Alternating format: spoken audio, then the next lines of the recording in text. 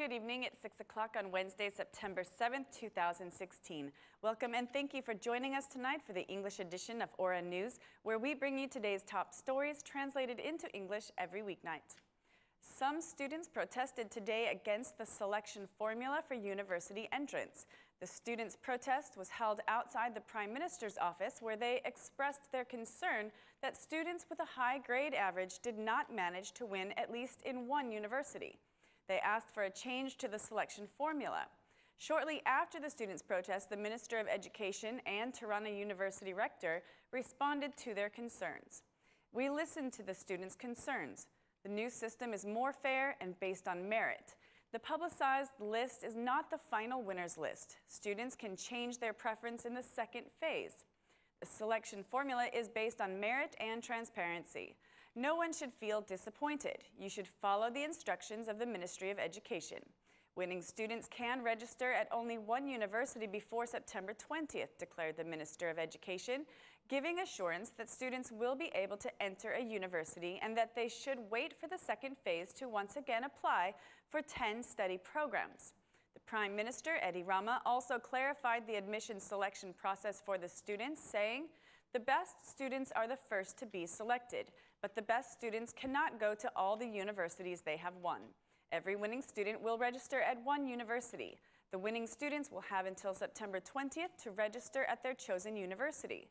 Then other winners will be declared for the vacancies. The right to be selected will be determined according to merit and selection and will be made with transparency," wrote the Prime Minister on his Facebook.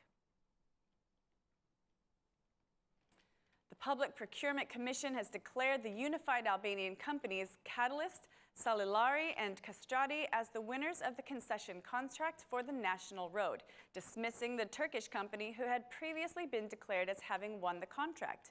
The first decision was cancelled, putting the Turkish company in second place. The Procurement Commission's decision came after a complaint filed by the Unified Albanian companies claiming that their disqualification was unfair as they had offered a lower bid. The Union of Albanian Companies submitted a bid of €8 million less in subsidies from the state budget and offers to receive $175 million less from the citizens. 2 months ago, the Ministry of Transport declared the Turkish company as the winner of the contract.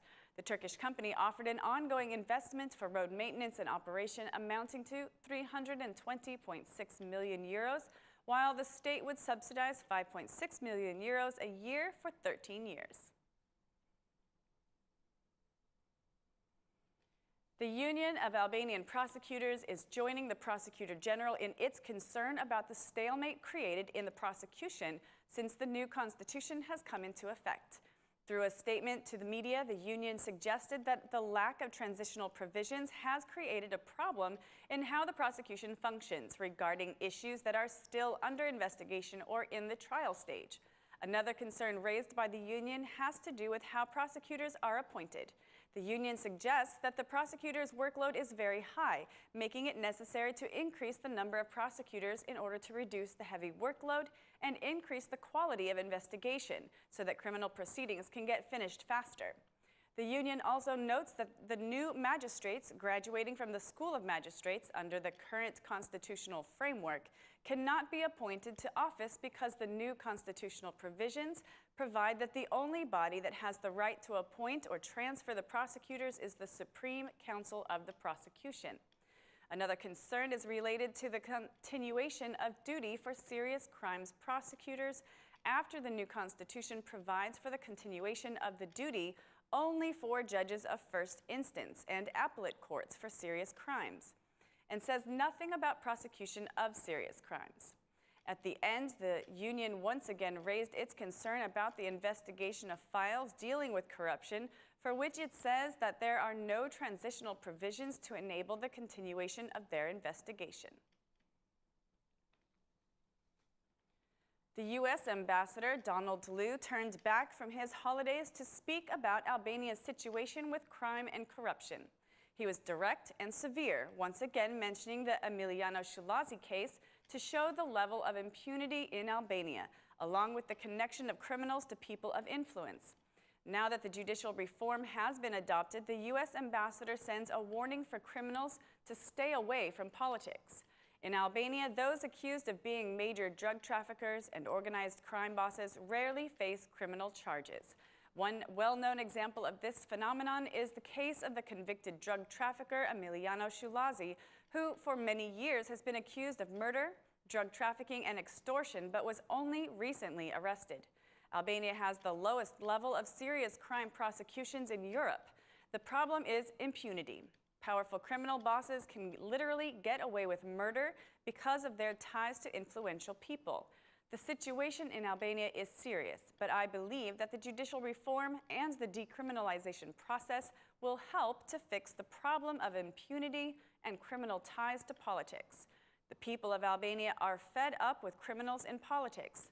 The successful efforts to remove murderers, pimps, drug traffickers, and rapists from parliament and local government will have a lasting effect on reducing the impunity of organized crime bosses in Albania. It is also a warning to other criminals. Joining politics is bad for business. It will shine a light on your criminal activities and get you put in jail, declared Ambassador Liu. He went on to say the United States has made a commitment to support the development of the National Bureau of Investigation through training, assistance, and cooperation from the American FBI. They will be given regular polygraph tests. They will have the best training and the latest equipment.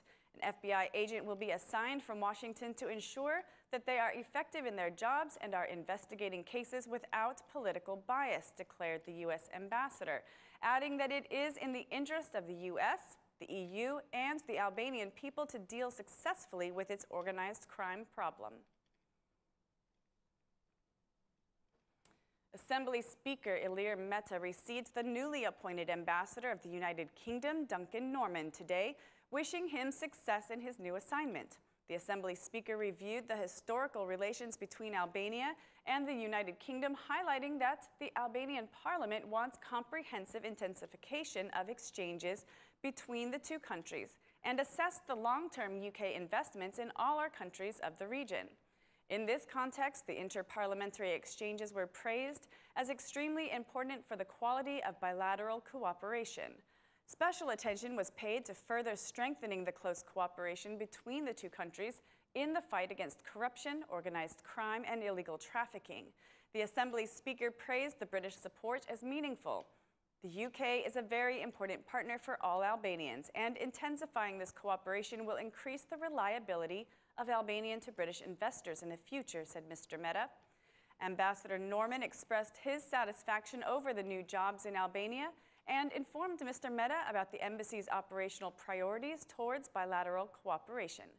The UK ambassador emphasized that Albania plays a positive traditional role in the region, which is esteemed by the United Kingdom. The British government and Parliament will remain committed to strengthening bilateral and multilateral relations with Albania and other countries of the region. The Assembly Speaker and Ambassador Norman concluded their meeting talking about the progress of reforms in Albania, where a special emphasis was placed on the advancement of the judicial reform as the key to strengthening the rule of law in the country and increasing Albania's credibility in the international arena. Tirana's Honorary Consul of the United Mexican States held a meeting with the Ombudsman of Mexico, Luis Raul Perez, one of the most popular personalities for the protection of human rights in his country. During the cordial meeting on the premises of the consulate, the consul and the Mexican delegation spoke about the importance of diplomatic cooperation in strengthening the relations between Albania and Mexico and strengthening cooperation in every important sector for both nations. The Honorary Consul for the United Mexican States said that he will continue with his commitment and dedication towards concrete assistance for every Mexican citizen in Albania. I try to see every Mexican citizen like part of my family. I have worked like an ombudsman, just like you. I have protected them with a tremendous passion, and I guarantee you that I, as an acting ombudsman of the United Mexican States, will do this work with sincerity and love for Mexico. I have covered all the problems of Mexican citizens who have been in Kosovo, Macedonia, Montenegro, and Albania, even though I only represent Albania. The Honorary Consul of the United Mexican States praised the contribution and level of cooperation. He spoke to Perez about the importance of good institutional relations between diplomatic representatives around the world. He thanked the Honorary Consul for the excellent work with the direct relationship with the Mexican citizens. The work you do as Honorary Consul to represent Mexico in Albania, but also in the region, is to be praised. For us as Ombudsman, Honorary Consuls are the most important allies. You are in direct contact with our citizens in every country of the world, the Mexican Ombudsman declared. The Albanian Ombudsman present at the meeting talked about the excellent level of relations between the two countries. The Mexican Ombudsman said that he felt at home during the meeting.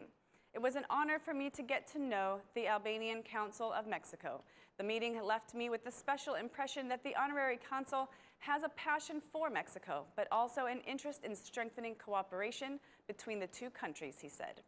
Together with the Ombudsman from around the world, Luis Raul Perez is in Tirana at the invitation of the Albanian Ombudsman to attend a two-day conference on the high-level immigration crisis.